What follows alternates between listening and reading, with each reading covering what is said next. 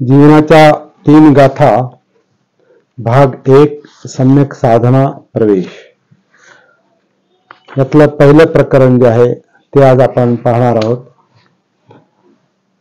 ते आहे जीवनाचा उद्देश काय आहे. आनंद की दुःखमुक्ती. आनंद की दुःखमुक्ती. आपलं जीवन हे केवळ आनंद आणि सुख यांची प्राप्ती करण्यासाठी आणि त्यांचा उपभोग करण्यासाठी असते असा बहुतांश लोकांचा समज असतो. वरकरणी पाहता हा समज बरोबर आहे असा भास होतो. कारण माणसाला जीवनात आनंद सुख हे पाहिजेच, नाहीतर आपलं जीवन हे दुःखाचं ओझं बनेल. परंतु हा समज बरोबर असला तरी योग्य नाही, सम्यक नाही. कारण आपण स्वतःला जर असा प्रश्न विचारला की मला आनंद आणि सुख कशासाठी पाहिजे, तर त्याचं उत्तर मला दुःख नको म्हणून आनंद आणि सुख पाहिजे असंच मिळेल. याचा अर्थ असा की माणसाची जगण्यातली धडपड ही आनंद आणि सुख यासाठी नसून दुःखमुक्तीसाठी असते असं म्हणता येईल. मनुष्याच्या जीवनात जर दुःखच नसेल तर मग त्याला आनंद आणि सुख यांची आवश्यकताच काय. म्हणून दुःख हे जीवनातलं सत्य आहे. जीवनातल्या सगळ्या धडपडी मागची ती खरी प्रेरणा आहे. परंतु ज्याच्यासाठी ही सगळी धडपड चाललेली असते ती दुःखमुक्ती केवळ आनंद आणि सुखाची साधनं गोळा केल्याने किंवा त्यांचा उपभोग घेत राहिल्याने मिळत नाही. आपण त्यात आयुष्यभर रममाण झालो तरीही नाही. जरासा दुःखाचा विसर पडल्यासारखा वाटतो, एवढंच. तर जीवनातलं हे वास्तव, हे सत्य जीवनाविषयी जागृत असलेल्या माणसाला केव्हा तरी लक्षात आल्याशिवाय राहत नाही. आणि ते जितकं लवकर लक्षात येईल तितके लवकर त्याचे दुःखमुक्तीचे प्रयत्न सुरू होतील, जी माणसाची खरी गरज आहे. तर या वास्तवाला अनुसरून तथागत बुद्धांची शिकवण ही 4 सत्यांच्या अनुभवावर आधारलेली आहे. त्यातलं पहिलं सत्य आहे दुःख आहे हे सत्य. दुःख आहे, दुःख असतं. मी त्याला सभ्य संखारा दुःखाती यदा पय्याय पश्यति. जो हे प्रज्ञेनं पाहतो की सर्व संस्कार म्हणजे आपलं जीवन हे दुःख आहे, हे सत्य आहे. जसे गाथा आपल्याला सांगते, याच्याविषयी आपण नंतर पाहणारच आहोत. तर दुःख आहे हे अनुभवाने पाहणे आणि स्वीकारणे हे पहिलं प्रमुख सत्य, ज्याला आर्य सत्य असं म्हटलेलं आहे. आर्य म्हणजे प्रमुख, मुख्य. तर पहिलं प्रमुख सत्य जे आहे दुःख आहे, हे बुद्धांच्या शिकवणीचा आरंभ बिंदू आहे, सुरुवात आहे. हे सत्य समजल्यानंतर म्हणजे अनुभवल्यानंतर आणि स्वीकारल्यानंतर पुढील 3 सत्यांचा अनुभव घेण्यासाठी प्रयत्न करता येऊ शकतो.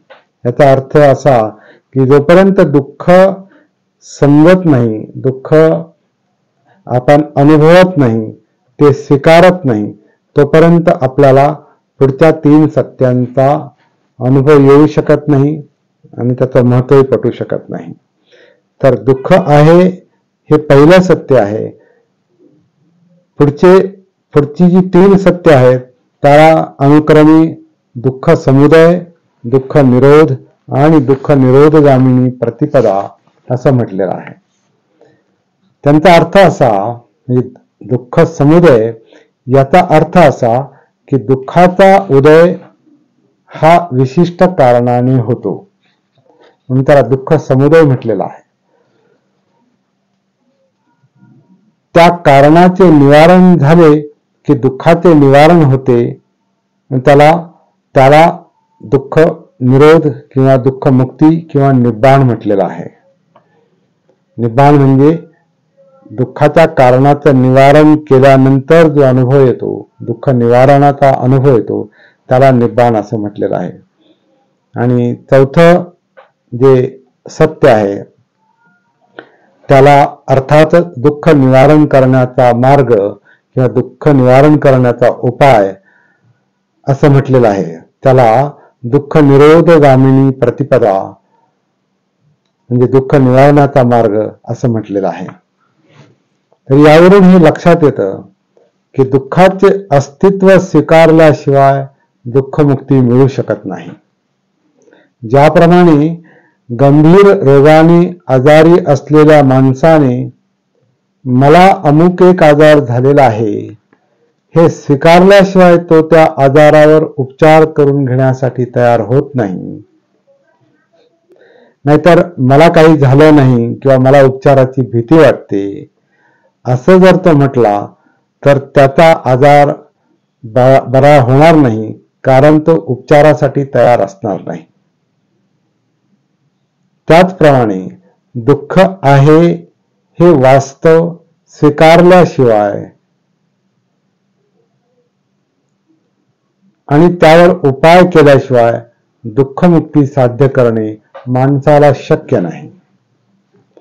परंतु दुःख ही अप्रिय सहन न होणारी बाब असल्याने ते स्वीकारणे माणसाला नकोसे वाटते. माणूस म्हणूनच दुःख टाळतो आणि हव्याहव्याशा वाटणाऱ्या आनंद आणि सुखाच्या कल्पनांमध्ये आणि कल्पनेतील साधनांमध्ये रममान होतो, रमतो, रमत राहतो. त्याला त्यांचा लोभ जडतो. हीच दुःखमुक्तीच्या मार्गातील मुख्य अडचण आहे.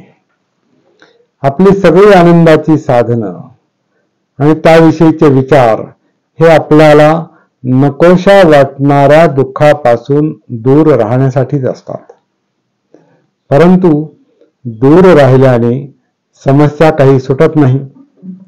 नंतर केव्हा तरी तिला सामोरे जावेच लागते, आपली इच्छा असो किंवा नसो.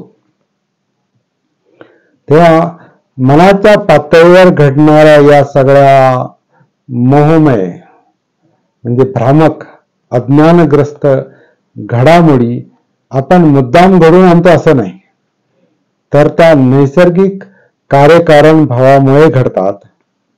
मुख्यतः आपल्याला मनाचे आणि एकूण जीवनाचे भान नसल्यामुळे, अर्थात सती नसल्यामुळे, जागृती नसल्यामुळे, म्हणजेच अविद्येमुळे, अज्ञानामुळे या घडामोडी घडून येतात. म्हणूनच दुःखमुक्ती अर्थात निब्बाणाचे ध्येय साध्य करण्यासाठी आपल्याला आपल्या मनाचा शोध घेणे अत्यंत आवश्यक आहे. तर या पहिल्या प्रकरणानंतर अर्थातच पुढचं जे प्रकरण आहे मनाचा शोध ते आपण नंतर पाहूयात.